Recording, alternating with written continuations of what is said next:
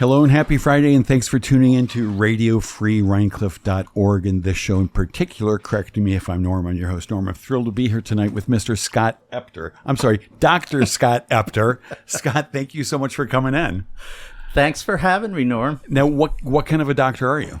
I am a PhD in computer science. Right. I've been a data geek for 25 plus years at this point. A data geek. That's a long time to be a data geek. It is a long time to be a data geek. Now, before you came in, Jen and I were discussing that a little bit, and she asserted that current clustering algorithms in the context of data mining and knowledge discovery can be loosely classified in terms of the data on which they are intended to be used, as well as the type of patterns for which they are searching. I said, you don't even know what you're talking about. Yeah. Which of us is right? I'm hard pressed because is that for my what is that for? That's for my thesis? Yeah. Yeah. Wow. That's from your you guys thesis. dug deep. Wow. I'm impressed.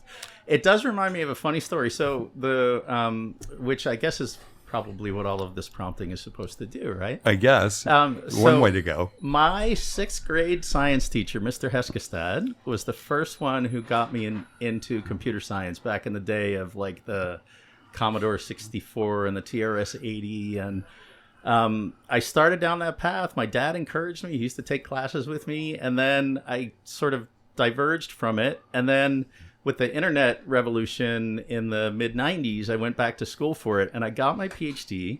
And I went back and I found Mr. Hess. And I was so thrilled to explain my thesis topic to him. I said something probably similar to what you just did. Uh-huh. And his eyes just glazed over. And he kind of rolled back in his head. And I said, I finally turned the tables on you, what you used to do to me in sixth grade.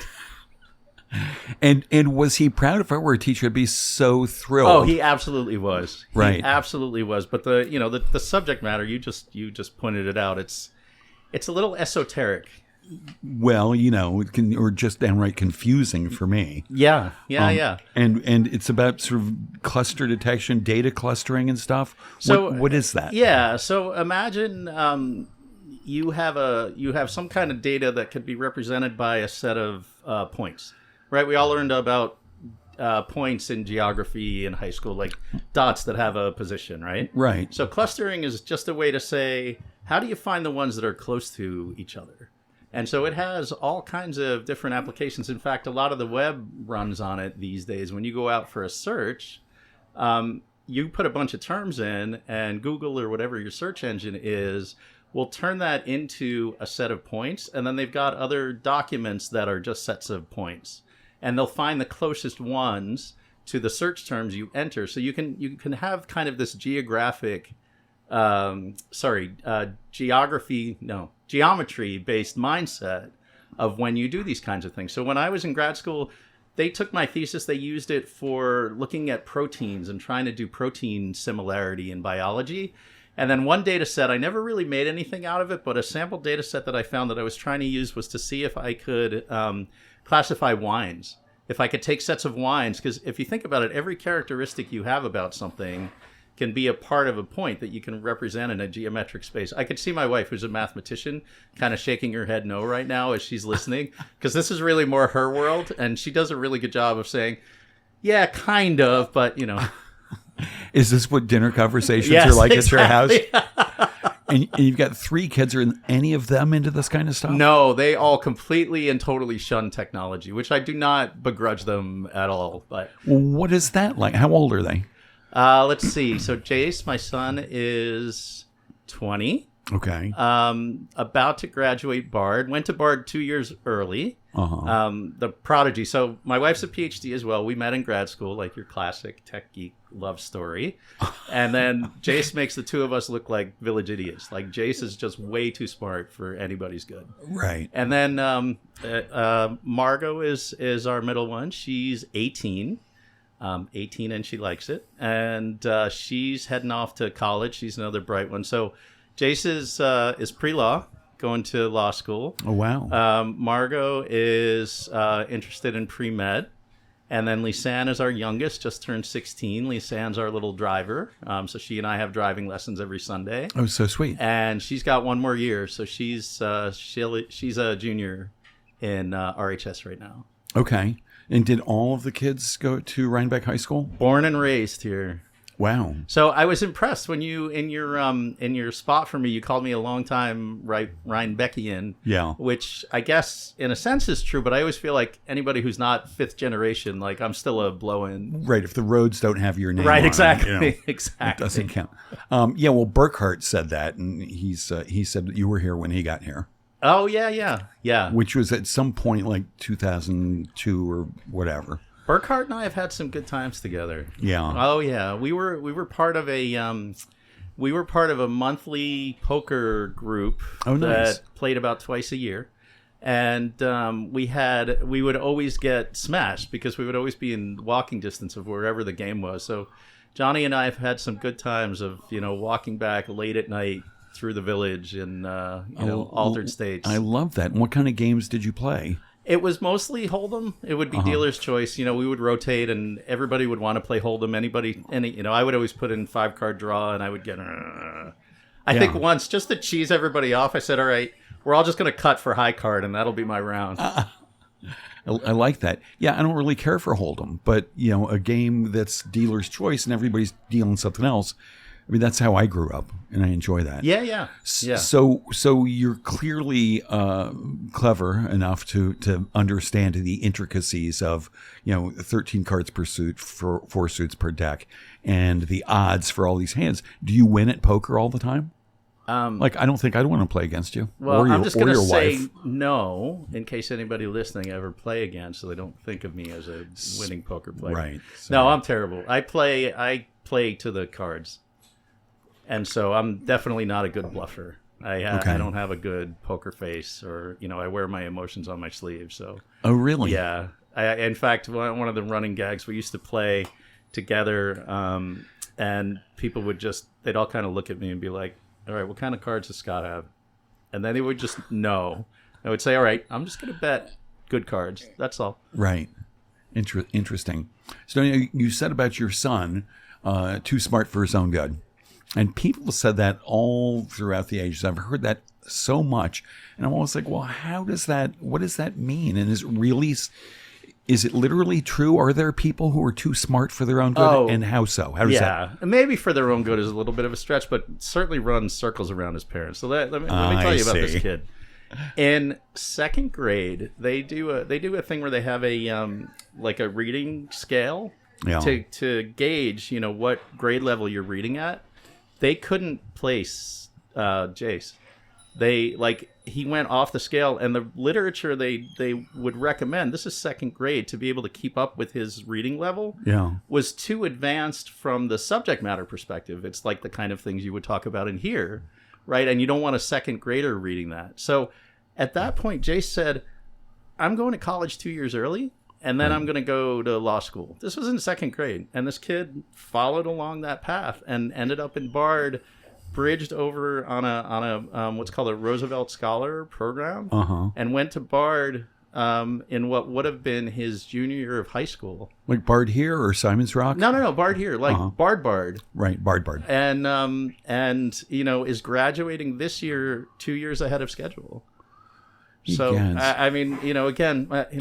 Mary and I were both PhDs, and I feel like we're kind of adults. I mean, I'm adult. Mary's not adult, but when I'm around Jace, I'm definitely. Jace is the one who spikes the IQ curve in the room. Right. So at what point raising this kid did you and Mary look at each other and say, "Fuck, he's surpassed us, and we need to find other realms that can really." Fire his imagination. Oh, that was in right after delivery. Yeah, that's great. Yeah, that's what I thought about all my kids too. Right after they were born, look at them, super smart. Yeah, and I got to be honest, Margot and Lisanne, they're no slouches either. They're super bright, super awesome kids. Mary and I look at each other just about every day and are like, I don't know what we did, but we really lucked out in the kid department. And so you've got these 3 hyper smart kids. Did you do anything special as they were growing to encourage that and to feed that? And yeah, so we read to them a lot. Right. Every night. My mom likes to say, you just never plop the kids down in front of a video. You always made the effort to keep them entertained with things that you thought would be good for them. And I'm a bit of a language freak. Like I learned to speak Spanish growing up. I know a little bit of Yiddish. I know like bits and pieces of French and German and Italian. And I used to read Spanish versions of kids' books to them. So the one that I remember the most, they still quote this back to me sometime, is huevos verdes con jamón. And so green eggs and ham. Yeah, exactly. So we would sit and read like Dr. Seuss in Spanish, and there was always so again, Jace like picked up a spectacular tongue for language, right? And again, runs circles around me in that regard. And I'll never forget, like in the schoolyard as a little kid, I was teaching them all Yiddish, and Jace would say, when someone comes up and bothers me, I'd look at them and I'd say, "Geh weg, du verstunkene Katz." And, again, this is like a 6 or 7 year old kid, like spouting Yiddish as if it's they're a Borscht comedian. Love that. And what does that mean? What's the translation of that? Go away from me, you stinky cat. Okay. So did that ever happen? And the person receiving that know what it meant? Oh, yeah. Kids would spout back, Yiddish. No, I'm just kidding. Oh, they would just be like, freaked out. I have no idea what this is, and they would basically obey even though they didn't know what it meant. Right. And so how was the Rhinebeck school system for these kids? The Rhinebeck school system for these kids was interesting. It was a little small and homogenous, but wonderfully supportive. Like, we loved the teachers, we loved the families, loved the RSF. Jen and I were talking a little bit about the gala, and the community here is probably the greatest thing right. that we found. But, to be honest, particularly with Jace, I think they struggled with when you have a kid who, like, what's needed to keep them stimulated is beyond anything that they have in the curriculum. I think that was a bit of a rough time. And sometimes we wonder if we should have sent him to a different school, but all's well that ends well. Like, I think everything right. is okay. Well, so did he have teachers or did all your kids have teachers who helped augment the regular curriculum, the top of the line curriculum with extra stuff? Yeah, and I have to say, some of the administrators, like Brett King in the elementary school, was such a fabulous supportive resource. Mary, my wife, she is in education, so she teaches about education at Bard. She was always the one that was in the district, like advocating and talking and coming up with specialized stuff for Jace. So, and the Rhinebeck school district, a lot like just about anyone else, as soon as Mary and I began to interact with them, and our family did, they had never seen anything quite like it. Right, and that's kind of common in the way that we find people, and they responded really well. Like, we found a good, like, let's work together as a team. We'll talk about what we're seeing. You'll tell us things that we should be doing at home to reinforce that. And honestly, one thing I have to say while we're on this topic, so my kids all went through the nursery school system at Bard. So Mary's at Bard and has been there for a good long time. And we started with the kids at Bard in their children's center and their nursery school.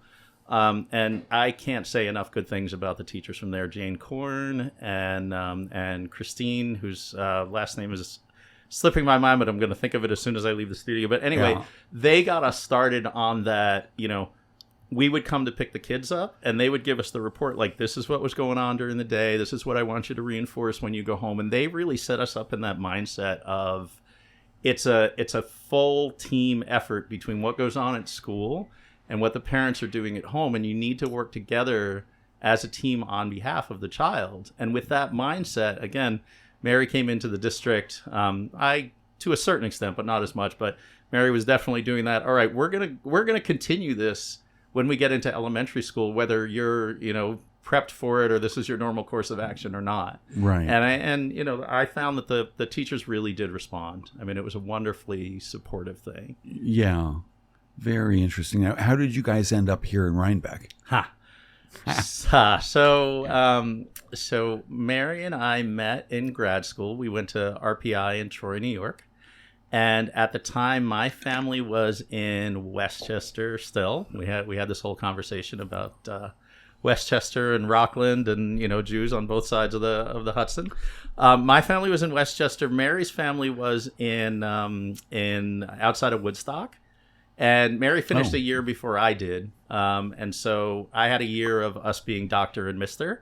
And when I finished, so she left and she was looking in this area because she was working in Westchester. My family was in Westchester. Her family was outside of Woodstock. I was in the Capital District. We wanted to find somewhere that was kind of central to all of that. Right. She thought she was going to go on the Rondout where she had lived before. Couldn't find anything on the Rondout. There happened to be an apartment in Kingston. Village. Yeah, in Right. Kingston. And there happened to be an apartment in Village Green. And Mary moved into Village Green as kind of like a temporary thing. Here in Rhinebeck. And we fell in love with it. I mean, when we first moved here, Jeremy was still delivering bagels on weekends. We used to get like our weekend bagel deliveries, and Petite Bistro was one of our favorite places. I'll never forget. We went there on New Year's Eve one year. Just to see what it was like, right? This is back in the day before the Deleuze owned it, and we booked a late dinner. This was when we were young and sprightly and could make it up till midnight in town.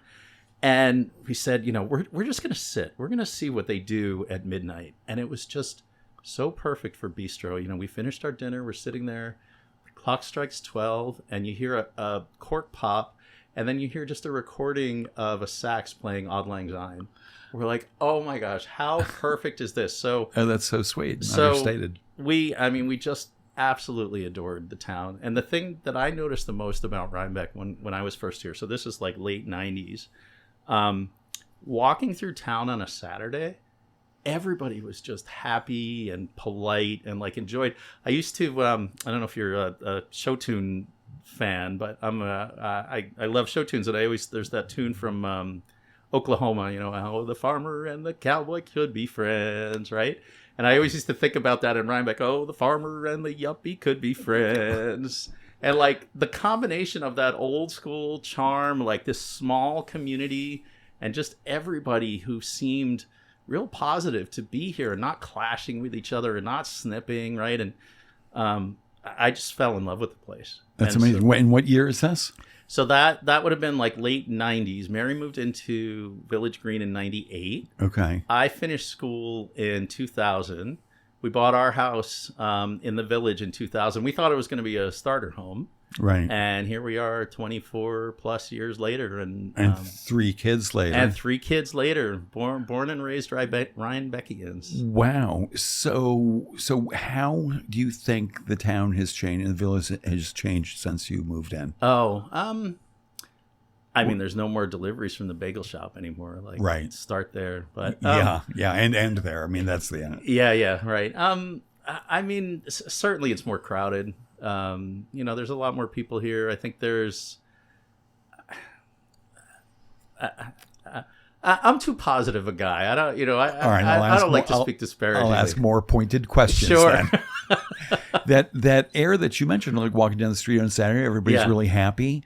Do you still walk down the street on Saturdays? No, I kind of avoid the Village on weekends. Then. I see. Yeah, it's a little crowded for me. Right. I do go to farmers market. I do like farmers market a lot. Okay, and that's been around for a while. That's been around for a while. Uh-huh. Yeah. Do you find the people at the farmers market are still as smiley and happy as they once were? If you go early, if you get in for the just getting there at the open crowd, it tends to be pretty chill. It's when you get into the afternoon, right, when more people have rolled out of bed and they're up on their Sunday walk. But yeah, I got to be honest, I don't want to sound too jaded. I think there's still like a pretty happy vibe in town. Yeah, but I may be carrying like past pictures of what I had before because I avoid it now. And what do you like to buy at the farmers market? I'm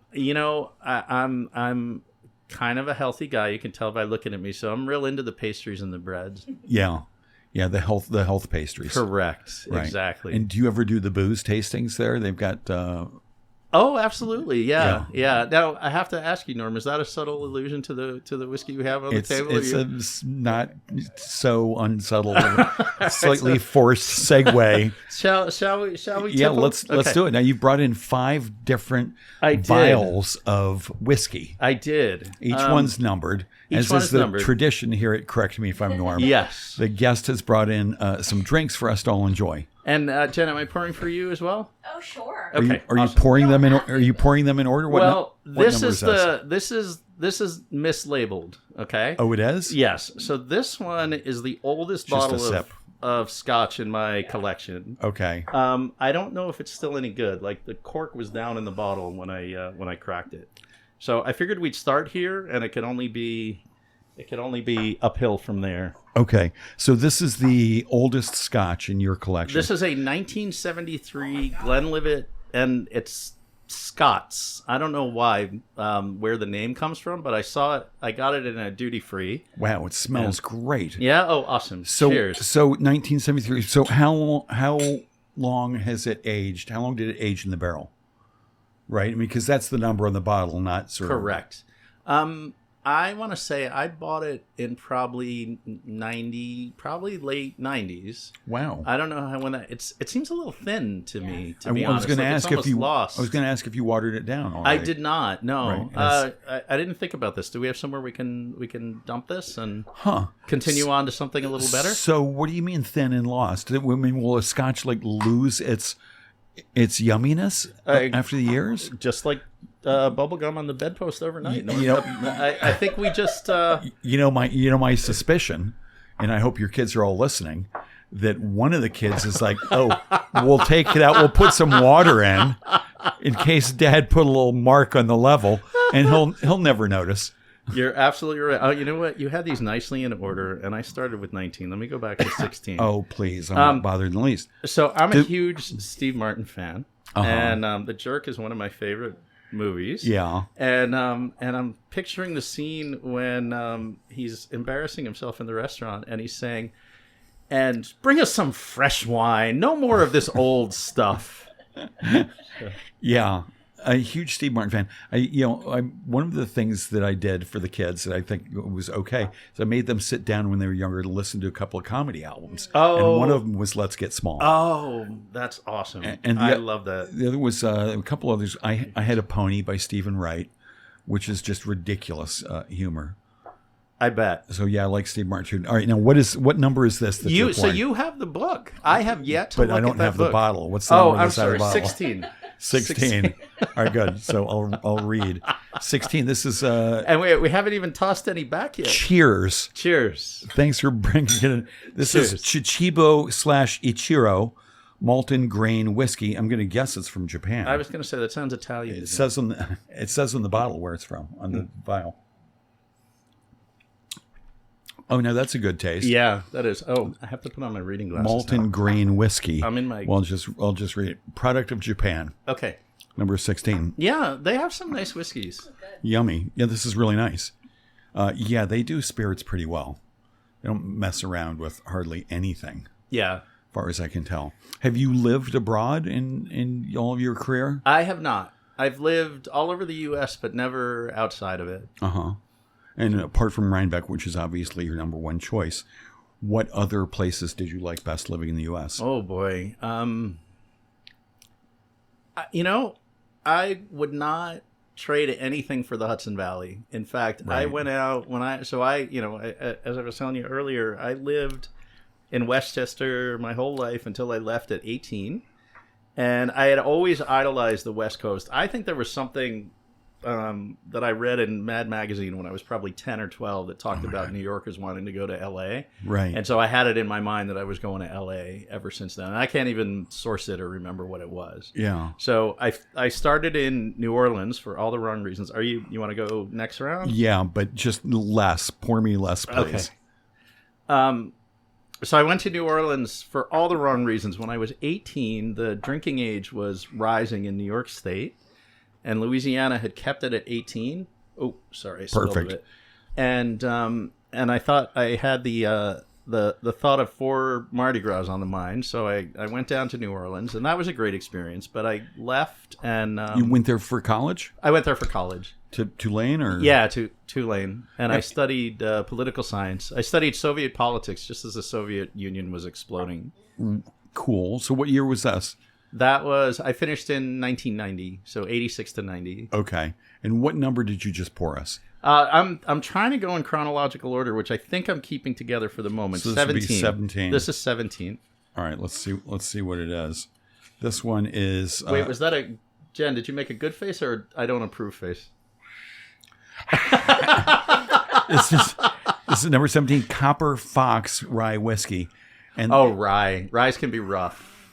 Can be rough. And this is Flaviar? Is this they sent you a whole, how many of these did you get? So this was from an Advent kit. I got 24 of them. An Advent kit. Yes. That's really nice. Yeah. That's for the Jewish yes, thing. exactly. Right? This is Jewish Advent. So actually there should have been 18 then. Yeah. You're right. So Jen's here all week. Yeah, don't forget to tip your waitress. Copper Fox, I'm guessing this is from the U.S., right? It's a rye. Mm-hmm. I'm still on 16, so I haven't tried it yet. Although I'm a little scared I really like this. Based on Jen's Copper reaction. Fox, 45% is slightly higher than typical whiskey by alcohol by volume. So ryes remind me of back in the day in Westchester. It was always a thing. The parents always had a bottle of Crown Royal in the house, right? And I always loved the little velvet pouch that they came in. Right. And I'll never forget, like what you were saying about my kids and potentially putting water into the bottle. It was at a friend's house, probably junior or senior year of high school, and the parents were away. We said, let's try the Crown Royal. And I think we had the same reaction that you just did. We tried it, and it was like, this is terrible. Right. Which is Canadian? Or just I think so. rye? And it's, it's like you'd find it. It's kind of the high end of what you'd find in a paper bag laying on the street in Manhattan. When I was studying to be a copywriter in advertising, I had a teacher, and he showed us this Crown Royal ad, and it was really a formative experience for me. And the visual was that velvet bag and the broken bottle, and the liquor was everywhere. And the headline just said, "Ever seen a grown man cry?" And he's like, "See, it doesn't say it's valuable, but you glean that, you connect the dots to yourself." Yeah, it was a major formative experience for me. So now that you said that was an advertising campaign that you worked on? No, it was. I was taking a class in copywriting, and the teacher shared that ad. It was so good for Crown Royal. So whenever I hear Crown Royal, I have to tell that tale. Oh, got it. So you know what, Norm? Everybody comes every week, and you hear about them. We never hear about you. Tell us a little bit about you. All right, good. Keep serving me these things, and then we'll get there. The Japanese one was really good. Yeah, you want some more of that, John? I really like it. I might go back to Let's that go. after Yeah. Okay. So number 18 is Naked Malt Scotch whiskey, and is this from Scotland or Japan or? Here. Here, why don't you pour? Because I'm getting spilly here. Well, I'm going to spill too, but I'm not going to worry about it. Okay, good. See, yeah, you have that license. That's good. Yeah. Okay, hot. Yeah, it's the whiskey. So here, I gave it to you so you could see, because I'd have to put my my readers. Yeah, so on this here. is product of Scotland. Okay. So it's a real Scotch whiskey. All right. So this is, I think this is our first Scotch that we're getting to. 43%. Smells good. That watered down Lagavulin. Is that what it was? No, it was a Glenlivet. The Glenlivet. Yeah. Smelled great. It did smell It good. smelled great, but then it tasted weird. Yeah. Watered down. I did not know that Scotches could age out. It smelled the best of all of these. Oh yeah. Which is strange. Well, that's because it's probably so fragrant because it's losing all the flavor to the aroma. Huh. I like that theory. Okay. Let's talk about clustering. Clustering. Oh, yeah. Well, I've got another question. Again, Jen kept insisting that we should define clusterability as the tendency of a representation domain to map the energy of audio sources such that the distance between points belonging to one source is considerably smaller than the distance between points from two different sources. And again, I cried bullshit on that. Can you go over the middle part again? Oh, the part you're like, oh, you left out some stuff. So clusterability was actually where I started in grad school with my research, trying to look at. So imagine these problems. This is where my kids say I go into daddy blah blah voice. Like all your readers, this is when they're going to go, I wonder what else is on Daddy right blah now. blah voice. That's how we'll label this. Yeah, right. This is the daddy blah blah streaming segment. platforms. Yeah. Clusterability, right? So the old school clustering algorithms, you basically have to give some kind of input. So one of the most well known is something called k-means. And if there are any statisticians or data scientists out there, they'll know what k-means clustering is. But one of the problems with k-means clustering is you have to give the number of clusters you expect to find as an input. And in an automated world, you don't want to have to give that kind of input. You want to just go over a data set, let whatever's running on that data set just figure out whatever it is you want it to figure out. It seems like a design flaw to have to take a shot in the dark like that. Right, exactly. Yeah, and that's been one of the predominant clustering algorithms for like 50 years. And so clusterability was an attempt to say, without having to cluster the whole data set, could we look and see if it has the potential to have highly differentiated data in it, right? Because if you imagine a TV screen that's full of static, right? Now imagine each of those little dots on the screen is a point, and you're trying to cluster that data set. That would just be 100% noise. I'm talking about noise as I'm whacking the microphone. That's right? perfect. But You're a performance artist. Is that right? Cash for the merchandise. And so if you're running like some of these algorithms looking over these huge data sets, especially back in the day, I mean, they would run for hours and days. And if you ran something like that and you spent hours or days running it, and it would come back and say, all the points are in one giant cluster. Like picture that TV screen full of static view.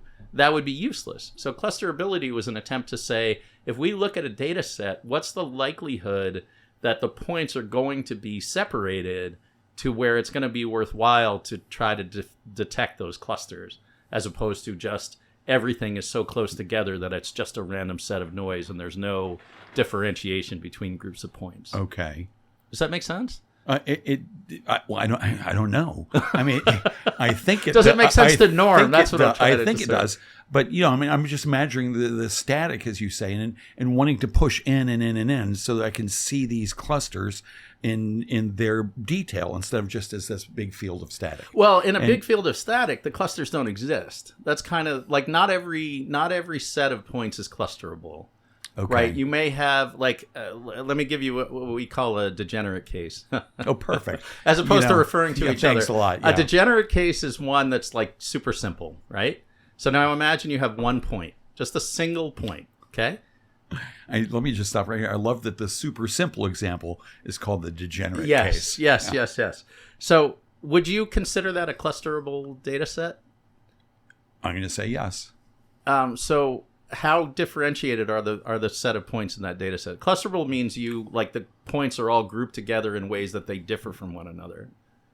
Right.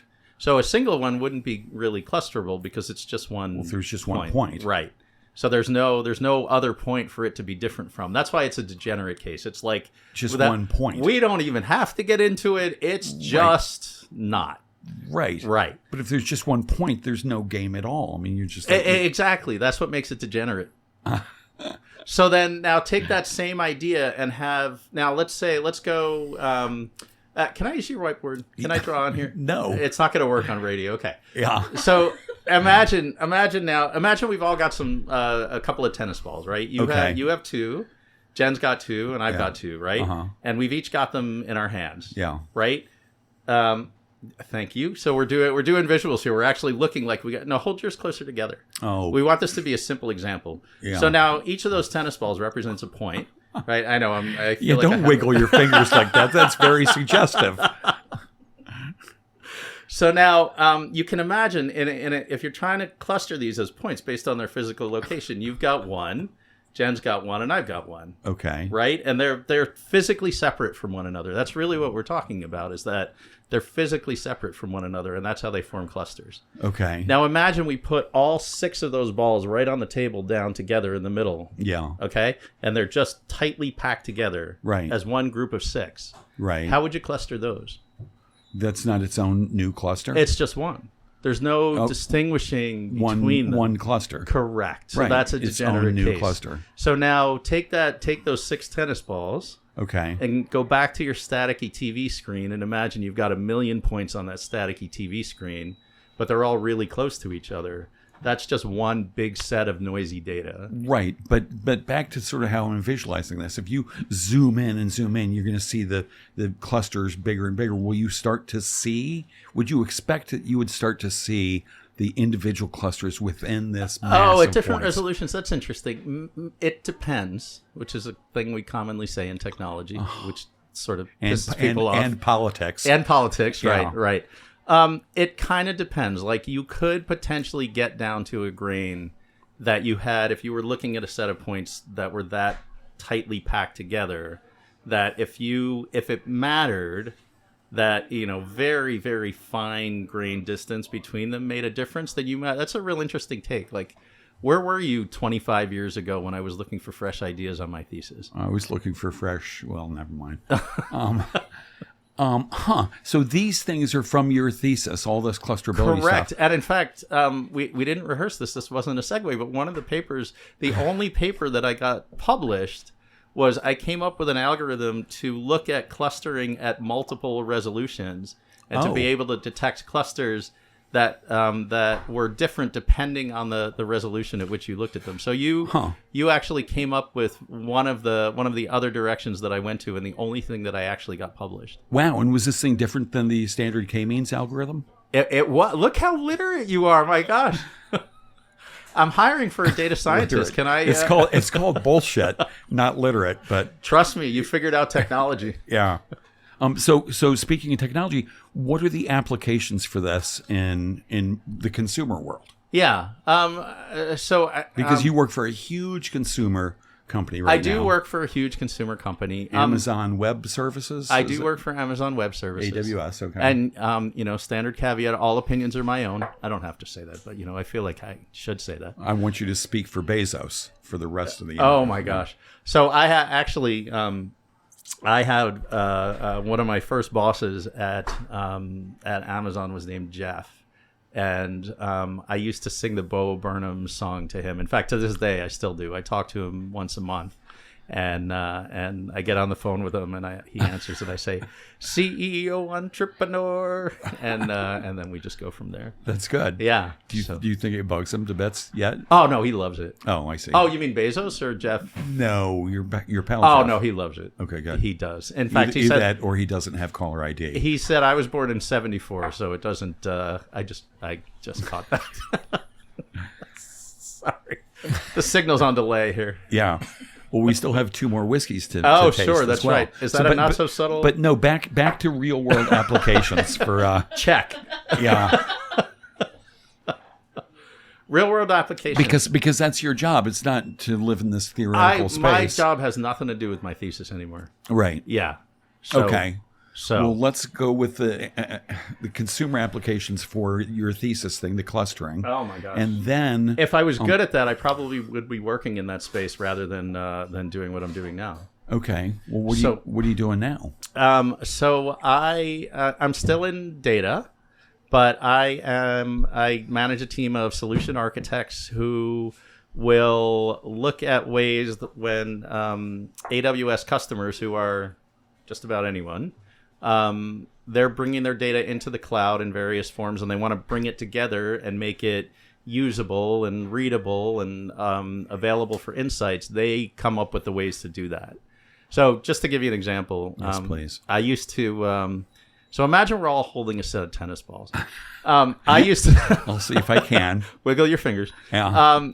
I used to work for a business intelligence company, and somebody that worked for me used to make fun of me that I would start when we'd get new hires. I would give them the spiel on what we did, and I would always start with, as a society, We're very good about creating data. We're constantly creating data. Like right now, you and I are creating data. You can say we're creating bullshit, but it's actually stored in the form of data, right? Like this is audio data that persists somewhere online that people can access, right? Right. That's real easy, right? You and I don't even have to think about the underlying technology. And at some point, I want to ask now, lest I forget, who should own that data?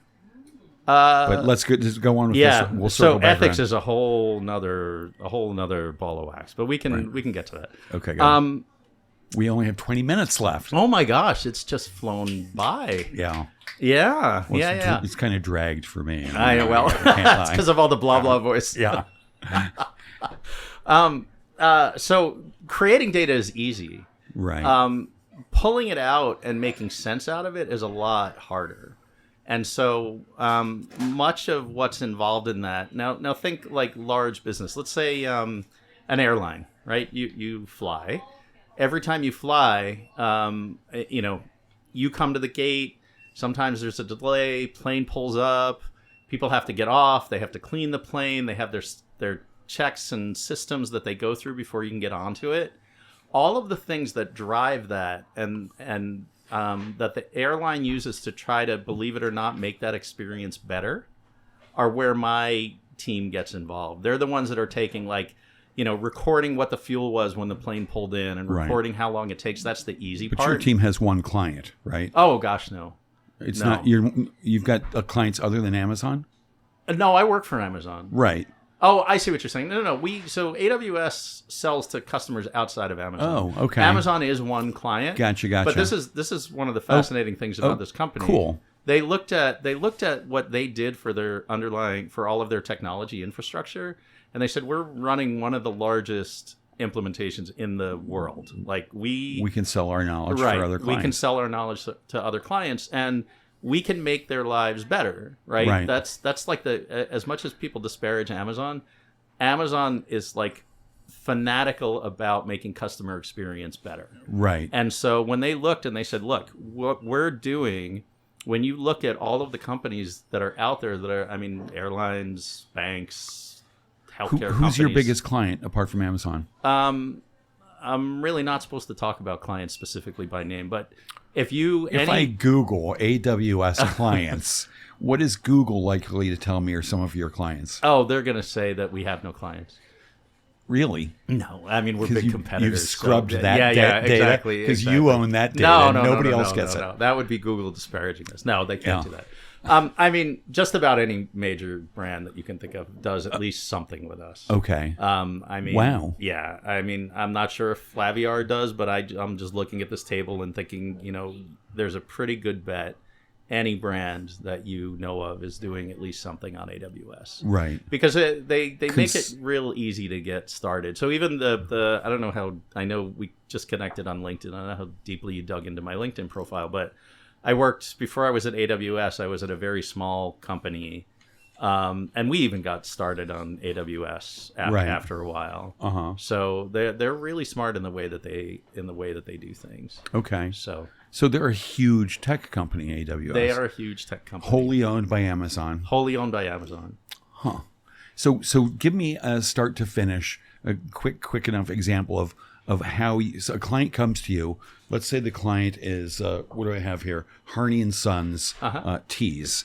They come to you and say, we want to, I don't even know what they would ask for. What would they ask you to do?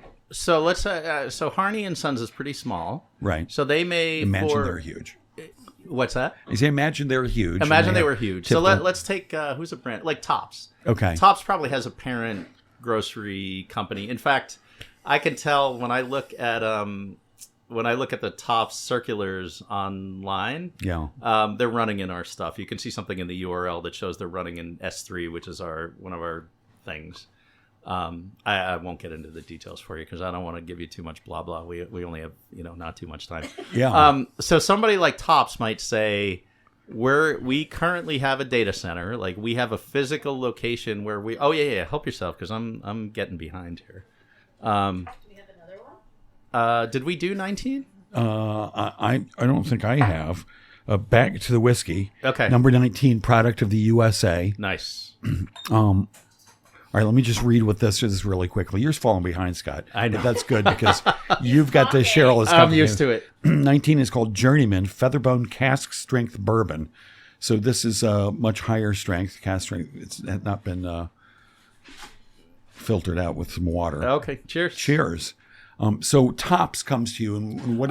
And says so Tops, right? When you, I mean, anything that you do at Tops, they've got back office operations that keep that all in sync. I mean, think of a simple thing. If you bring a prescription to Tops here in Rhinebeck, and you go to Tops in LaGrange, right? You can get that prescription filled because they have you in their system, right? Right. There's IT backing all of that, and they may very well be running that in their own data center. I don't know if Tops is or not, but at one point, before AWS and cloud companies like that existed, that was the only option, right? Like big companies would have to have their own physical building with servers, and I used to deal with all this stuff when I was at IBM. It was complicated. So now Tops can say to someone, to AWS, you know what? We don't want to live in these data centers anymore. We just want to run everything in your data centers, and we'll just manage them on the web, right? And we'll work with them to say, okay, what are the applications that are running? And one might be the prescription application that says, all right, we need to be able to, when somebody comes in and gives a script, we need to be able to verify it with the doctor. We need to be able to check their insurance. We need to be able to see if we have the inventory.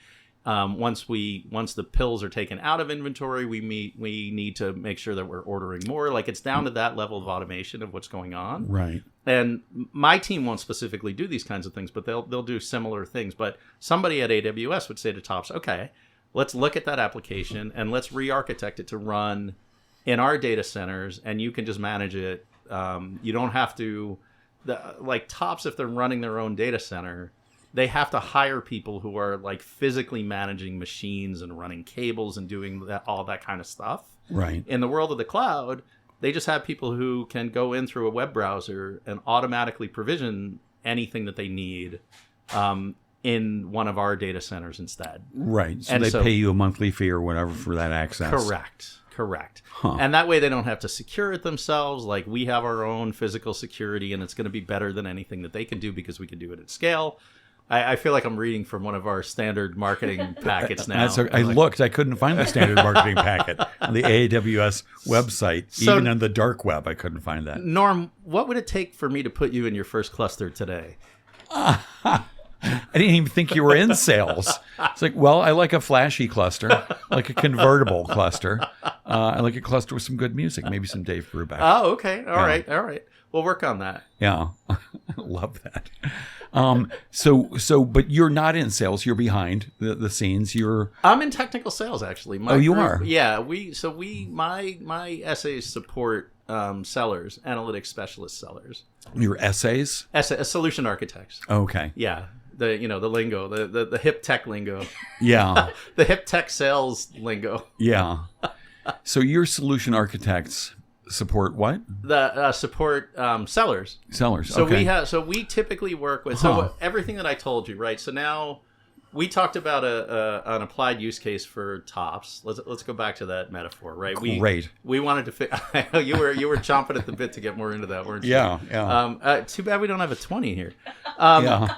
So now, right, in that case, remember what I was saying before, we generate lots of data, right? So when you're getting your script filled, that's generating lots of data. Now, let's say the people who manage Tops at a corporate level want to look and say, hey, how are we doing in various areas? They want to look at across all of these transactions that take place at Tops, what's going on? What is data telling them about where they need to make changes? Do they need to hire more? Are there areas where customers are dissatisfied? That kind of thing. That's the place that my team would come in. Okay. All right. So remember I was telling you about taking the data that we generate and transforming it into a way that it could be read and used and interpreted. Yeah, I don't remember that. Okay, good. Perfect. Well, then the whiskey's doing its job. Yeah. Well, so that seems very kind of understandable. Yes. So the sale, you said you're in a sales position, but it sounds like your SAs are doing that. You're not going out meeting with potential new clients, are you? Most of the customers that we work with are existing customers, and we're trying to just make sure that they're happy with what they got and see if there are other areas. Like there's a lot out there that's still running. We call it on premises. There's still a lot of on premises data centers out there in the world. And so, one of our missions is to say, let's bring it into the cloud and create a better experience for you. You could save a lot of money. You could get the latest advances in all of this. Better security. Bring it to AWS. Yeah. Do you have a jingle? Is there an AWS jingle? Oh my gosh. Data is happier with AWS. Yeah, there it is. Dun, dun, dun. Yeah. So you've been there like 4 or 5 years? Yeah, it'll just be about 4 years. What else you got there? We should. We're dying well, here. Well, there's just more crap that Jen asserts. She's got this idea that 2 brands of well clusterability criteria for data to be clustered via That's K-means. why Jen's reaching for more booze. You're going into clustering, and Jen's reaching for booze. Well, let's go back to this question about people owning their own data. Oh, yeah, that's a good one. Ethical one. Yeah, this is an ethical, essentially an ethical question. I think it would be too simple to say who should own what. I think from my perspective, there should be clear agreement on anybody who's creating or using data as to who the owner is. Okay. So if I go into this conversation with you and I know this is going to be recorded, I should know who owns it, and I should be okay before I go in. Yeah, but you didn't ask, did you? No, I didn't. Yeah. Yeah. I am the shoemaker's child. Oh, boy. Well, I wanted to ask this, too. What did your folks do? With their data? No. I assume their data was typed out on an old Remington with a sheet of carbon paper. So professionally, my dad was in advertising. And did he write jingles? He was in traffic. I don't know. You may know what that means more than I do. It's a wonderful area. Is it? Yeah. Okay. I didn't know much about it, but he very, very early, like when I was right around the time we first moved up to northern Westchester, he started his own company. He was a founder before it was like hip and trendy to have a startup. Right. And did very, very well. He and who his partner. Who did he work for before he started his own place? He was at like ad agencies. Right. Yeah. I like that. Yeah. It's just generic. On you the front it said ad agency. Exactly. Comma, exactly. Inc. He was one of those images, right? Like of the guys in the gray suits. They're just all filing, and you don't even see their legs moving. They're just kind of sliding into the building. Yeah. I worked in advertising. I worked with the traffic guys. Oh, you did? Yeah, in the 80s. And eventually that job sort of went away as things were computerized. So I knew nothing. Like I was too young to understand what my dad was doing when he was in advertising. Tell me about traffic guys. What was my dad like when I was in my formative years? So a creative team would come up with an idea, sell it to the client, and then you'd have to produce it. Say it's a print ad. Okay. And then the traffic guys would get the ad. They would get all of the elements and have them put together in just the right way, because you weren't laying it out on computer. You needed the photo. It needed to be, I see. Increased by 500%. It needed to get glued down. And they had these hot glue roller machines. Everything needed to get glued down to be the mechanical. And then the mechanical needed to go out and be signed by the client, signed by the art director, and then taken to be shot. And they would have it shot somewhere, and it would be translated into 4 different colored sheets. Okay. CM, Y, and K. And those is that where 4-color printing comes from? Proofs and progs. And then they would get it out to the client. And so there's a lot of freaking logistics, and the traffic guy oversaw all of that. Oh, interesting. Okay.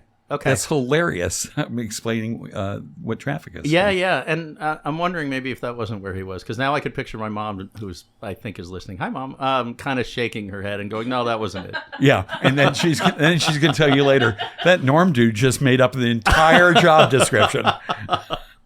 No, I'm sure that's what traffic was. I just don't know if that's what my dad was doing. Oh, okay. So anyway, so he like got disillusioned with being in the corporate machine. Yeah. And his neighbor had this idea. His neighbor was brilliant. And I guess our neighbor, I was living there too at the time, had this idea in the 70s.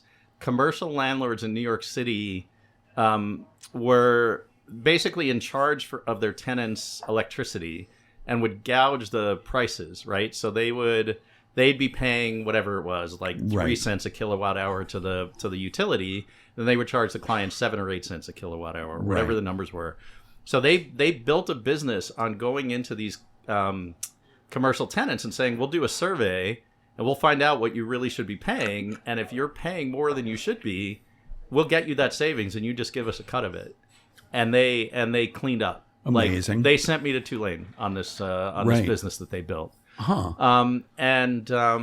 And yeah, and then my mom was she was a dental hygienist for a time, and then when the kids were born, she was a homemaker. God bless her. I don't know how that woman did it. Like, How many siblings? I have one sister Okay. who's real awesome. She's down in Westchester, and we were really tight. Like, we used to call ourselves the Griswolds. We went That's to sweet. Newport one time as a family, and there was a restaurant called Griswold's, and we all got the Griswold's After the sweatshirt. National Lampoon Yeah, Chevy exactly, Chasing, right? exactly. That's fine. But So were they? I'm working from the assumption here that you're crazy smart. I'm not smart enough to know, but were the parents super crazy smart too? Did either of them have? I guess they didn't have PhDs. they didn't have PhDs, but they were super bright. And your sister? My sister's bright as well. My dad always used to say I had book smarts and she had street smarts. Oh, right. Yeah, Nice. my sister was like good at getting away with stuff. I was terrible about getting away with stuff. My sister was like really good at. I see. So when you say she's in Westchester, she's at Sing Sing now. No. No, she's. You will not disparage yeah. anybody. No, she had a career as a social worker, and then she left to raise her kids, and she raised just awesome kids. I have an awesome niece and a couple of awesome nephews. And are they close? Are the cousins close? They're your kids and their close, like your kids and her like kids? in terms of relationship. Yeah. They are. They're a little. My sister had her kids a lot earlier, so they were. Okay. So there's a pretty good age gap between them, but I they're gotcha. tight. Like, we get together at weddings and stuff, and they like to be the cousins who all get together. And Oh, that's so sweet. yeah, it's neat. It's neat. It's funny. I was thinking about my mom on the way over here.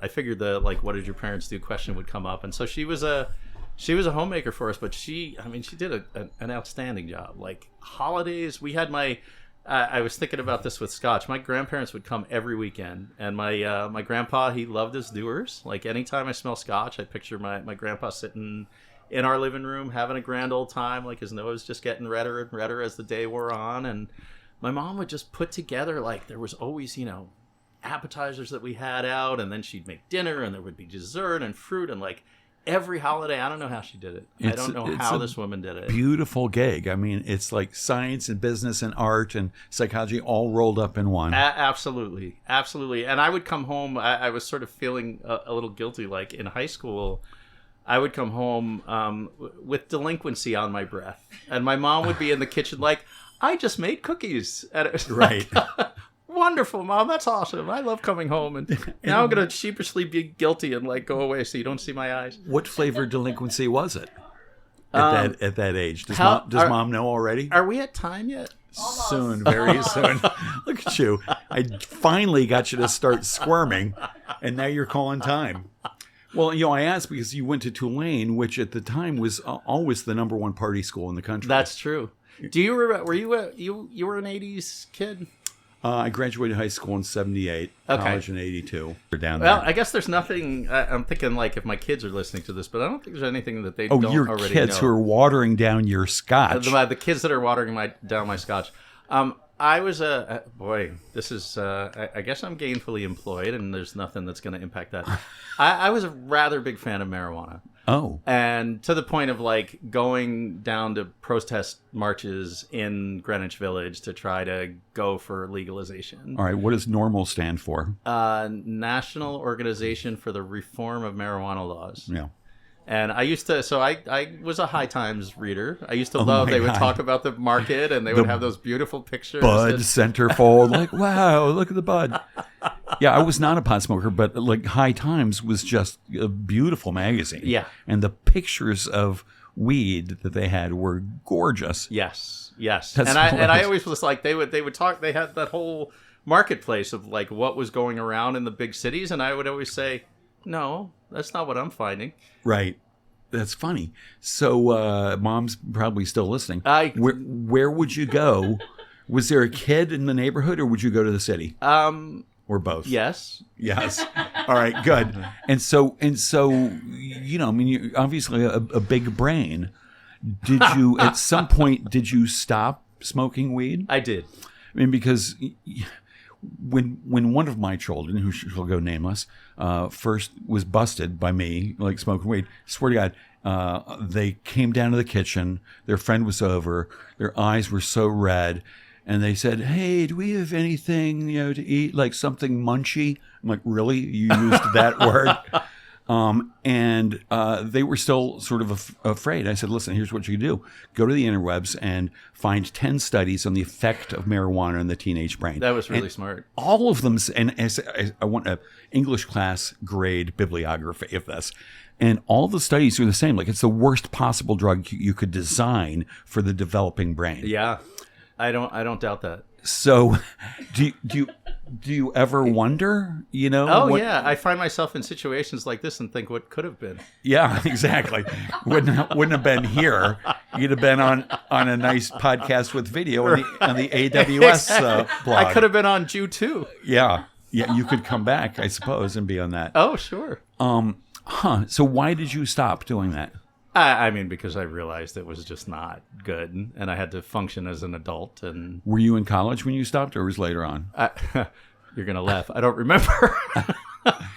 Perfect. I think it was in college. Right. I think it was finally like, all right, I've transitioned. I've got to be an adult now. Like, I'm gonna be on my own. I have to be like this.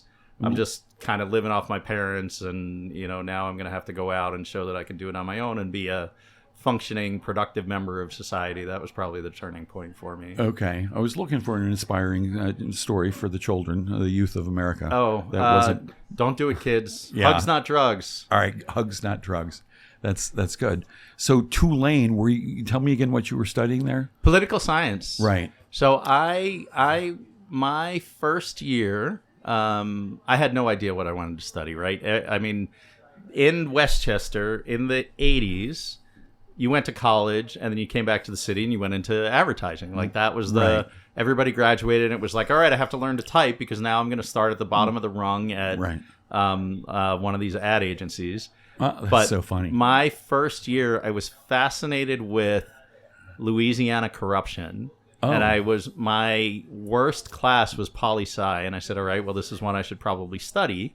And I put those two together and I said, back to this like very pragmatic, I need to know how to vote. So I said, if nothing else, if I'm not even going to get a career out of this, I want to study political science because I want to understand politics to the point where at least I'm a decent voter. Right. I love that. That's responsible. That's an inspiring story for the youth of America. I suppose, especially today, my gosh. Yeah. All right, we have 60 seconds left. Okay. Again, it's flying by. I am the very model of a modern major. Sorry. How did you get from there to RPI? How did you decide you wanted to? So I was like I told you before, I studied the Soviet Union. And I graduated in 1990 and the Soviet Union just blew up. Right. And I fell back on like tech work that I had done in high school and had like office jobs where I was just the computer guy. And around 93-ish, I can picture this distinctly. I'm sitting in my dad's den. He's in his big kind of brown leather 80s Dr. Evil-ish kind of chair, and I'm sitting down on the floor. What do they call it? It's not crisscross applesauce. And we're talking about it. Remember the scene in Seinfeld where George is like, "What about sports? I like sports." We were having that conversation, right? And we finally looked at each other, and he was like, "I don't think you have the temperament for law." I said, "That's probably true." And we said, "But you know what? Technology is really like about to explode." I made that decision at that point to go get a PhD in computer science. Wow, amazing. And that's a perfect place to end. Yeah, right where we began. Thanks for staying another couple extra minutes. Thank you. I mean, we could have had like a few extra hours. What a fabulous guest you are. And what a wonderful story. You're a fabulous host, so thank you. And you too, Jen. Thank you for your patience, everybody. Everybody listening, have a great day, whatever your day it is. And thanks for listening. My guest has been the fabulous Scott Epter. Thanks, Jen.